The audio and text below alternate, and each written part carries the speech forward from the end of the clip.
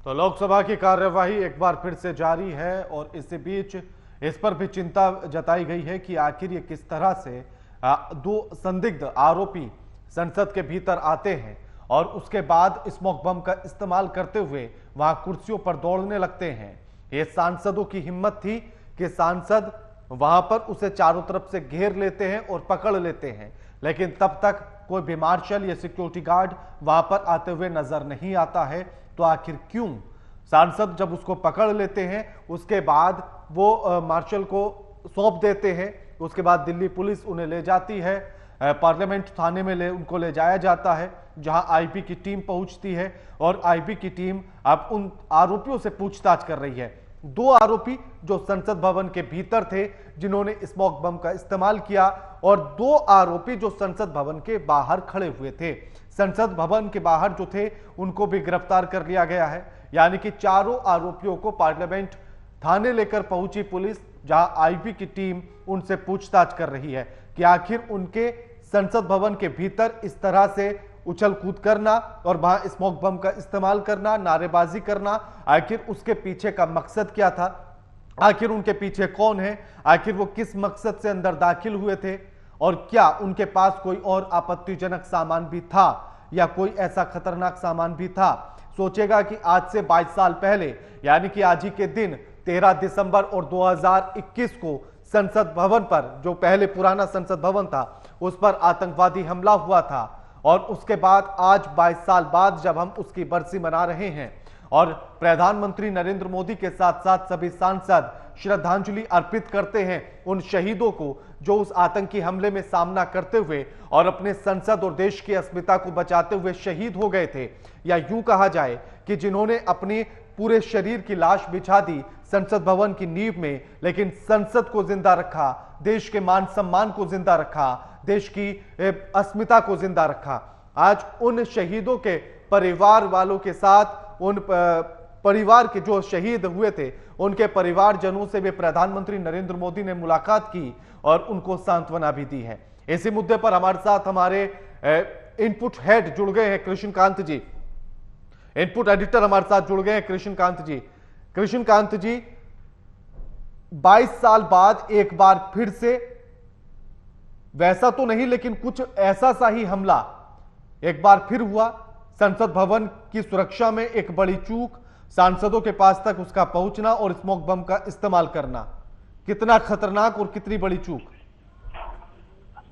राणा जी, बिल्कुल आपने सही कहा है कि आज जो घटना हुई है उसमें पूरे न केवल भारत में इसकी निगाह है बल्कि दुनिया में ये चर्चा का विषय बनेगा, क्योंकि आज ही के दिन 2001 में 13 दिसंबर को ये वारदात हुई थी, संसद पर हमला हुआ था और इस हमले ने भारत की नींव हिला दी थी, क्योंकि संसद भवन दोनों सदन जो है भारत का एक प्रतीक है, सिंबल है, एक आदर्श है और इससे भारत की पहचान दुनिया में होती है। आज जब पूरा राष्ट्र जो हमारे दो राज्यों में शपथ ग्रहण था सीएम का, उसमें लगा हुआ था और सुबह में ये श्रद्धांजलि सभा आयोजित की गई थी, इसमें प्रधानमंत्री भी थे, राष्ट्रपति उपराष्ट्रपति थे और इस संसद का एक माहौल ऐसा बना हुआ था कि कई मुद्दे पर चर्चा होनी थी। संसद आज खचाखच भरा हुआ था, उसमें राहुल गांधी भी थे, तमाम संसद सदस्य मौजूद थे और ऐसे में ये दर्शक दीर्घा से दो लोग आते हैं। ये सुरक्षा चूक नहीं है बल्कि जो भारत की जो एजेंसियां हैं उस पर एक तरह से हमला है।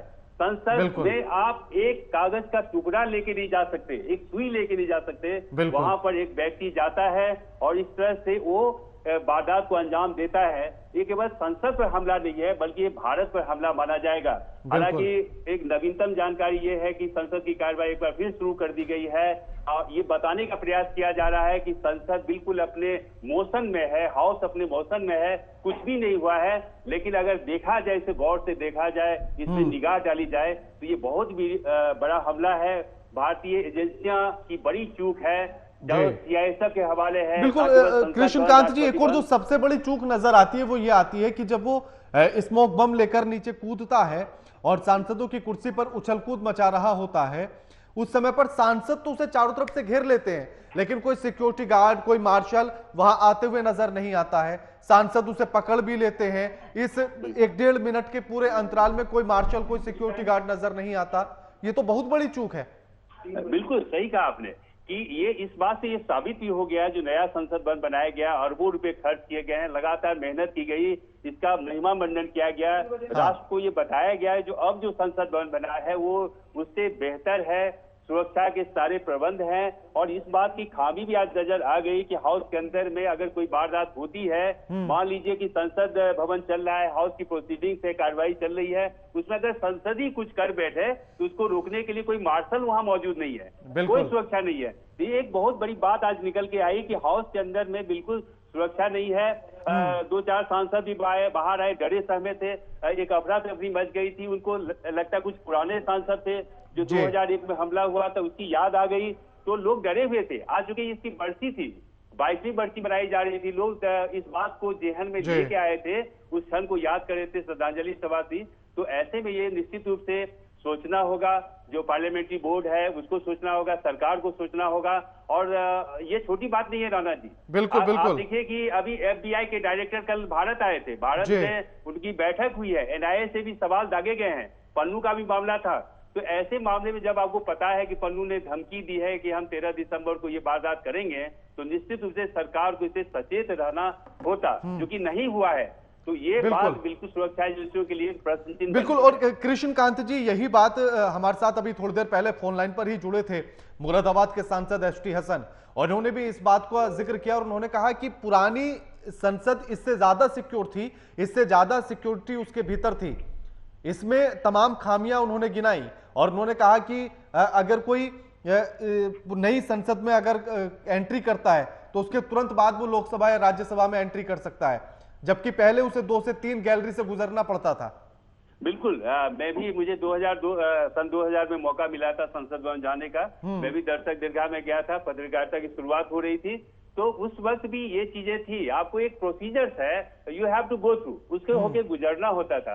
अब क्या है कि जब से पत्रकारों की ज्यादा एंट्री हो गई, हर जगह पत्रकार पहुंचना चाहता है, तो सुरक्षा में ऐसा लगता है कि बहुत जल्दी में सब कुछ हो जाता है। पहले इसके लिए पासेज बनाए जाते थे, बहुत पहले दिया जाता था, स्कूल के बच्चे जाते थे, वरिष्ठ लोग जाते थे, गांव-गांव से लोग आते थे। अब ये चीजें बदल गई है। अब क्या है कि सिक्योरिटी सिनेरियो है, किसी भी राष्ट्र की पहचान है। आपने वर्ल्ड लेवल पर भी देखा है कि रूस यूक्रेन वार हुए, सुरक्षा की कितनी अहमियत दी जाती है। आपने गाजा पट्टी में भी देखा, इजराइल फिलिस्तीन के बीच में जो चल रहा है, हमास के बीच में। तो राष्ट्र की सुरक्षा सबसे बड़ी बात होती है किसी राष्ट्र के लिए, तमाम चीजों के अलावा। भारत में क्या होता है, जो हमने देखा है, हमने जर्नलिज्म में देखा है कि जिस चीजों पे ध्यान देना चाहिए वहां नहीं दिया जाता, जिन चीजों को नहीं दिया जाता, सुबह से शाम तक उसका महिमा मंडन हो रहा होता है। राष्ट्र को सोचना होगा कि आखिर भारत अगर शक्तिशाली राष्ट्र है, विकसित राष्ट्र है, दुनिया के मुकाबले में आप आ रहे हैं, आप इतने बड़े आयोजन कर रहे हैं, G20 कर रहे हैं, अभी क्वाड समिट होनी थी जनवरी में, भारत का गणतंत्र दिवस समारोह है, तो ऐसे में सुरक्षा व्यवस्था निश्चित रूप से काफी मजबूत होती है।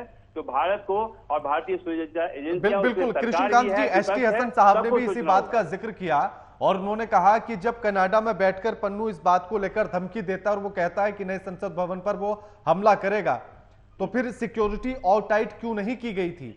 सिक्योरिटी और टाइट होनी चाहिए थी। बिल्कुल होनी चाहिए। मैं केवल आज की बात नहीं कर रहा हूं, इस संदर्भ में बात नहीं कर रहा है, ये बिल्कुल प्रासंगिक है, आज का रिलेवेंस है इसका, कि पन्नू की धमकी को बहुत ही संजीदा तरीके से लिया जाना चाहिए था। और इस लाइट में भी कि जब FBI का डायरेक्टर भारत आता है और लगातार अमेरिका भारत पर दबाव बना रहा है। और एक बात और राणा जी आपसे कहना चाहूंगा कि भारत में जनवरी में जो रिपब्लिक डे है उसमें उनको इनवाइट किया गया था कि आप यहाँ पर हमारे मुख्य अतिथि होंगे, उसको उन्होंने नकार दिया। हालांकि ये कहा गया है कि उस समय क्वाड की बैठक पॉसिबल नहीं है, क्योंकि ऑस्ट्रेलिया का जो नेशनल डे है वो 16 जनवरी को होता है। तो चूंकि ऑस्ट्रेलिया बहुत बड़ा इसका पार्टनर है क्वाड समूह का, तो ये सब बता के क्या। लेकिन कृष्णकांत जी, एक और बड़ा अहम सवाल ये है कि जब वो स्मोक बम लेकर अंदर कूदता है तो वो नारे लगा रहा होता है संविधान बचाओ के, क्या संदर्भ निकाला जाए इससे? ये तरीका नहीं है कि आप संविधान को बचाना चाहते हैं तो संविधान का मतलब संसद भवन, संसद की कार्रवाई, सारे बहस वही होते हैं, कानून बनते दोनों सभा में जाती है, उसके बाद राष्ट्रपति के पास भेजा जाता है। बिल्कुल बिल्कुल। There is a way to oppose the thing. आप एक तरीका होता है किसी चीज का विरोध करने का ये हक बिल्कुल नहीं बनता कि संसद भवन में। आपको ये पता होना चाहिए कि संसद की जो कार्रवाई है उसका सीधा प्रसारण हो रहा है, न केवल भारत में बल्कि दुनिया में इसकी मॉनिटरिंग होती है। आज ये खबर दुनिया की खबर बन गई कि भारत में बिल्कुल संसद बिल्कुल में बिल्कुल सुरक्षा में कृष्णकांत जी, चूक हुई बिल्कुल है। बिल्कुल शुक्रिया कृष्णकांत जी आपका हमारे साथ ये तमाम बातचीत करने के लिए। लेकिन ऐसे में सबसे बड़ा सवाल यही कि आज 22 साल बाद फिर से उसी तरह की स्थिति को महसूस किया है पूरे देश ने, जब एक दो आरोपी संसद भवन के भीतर चलती कार्रवाई के बीच कूद जाते हैं और स्मोक बम का इस्तेमाल करते हैं। यह सुरक्षा में बड़ी चूक है और यह चूक सिर्फ संसद भवन की सुरक्षा में नहीं है, यह देश की सुरक्षा में चूक है, यह देश की अस्मिता पर चूक है, यह उसके मान सम्मान की सुरक्षा में चूक है। लगातार खबरों के लिए एएमपी नेटवर्क देखते रहिए। नमस्कार।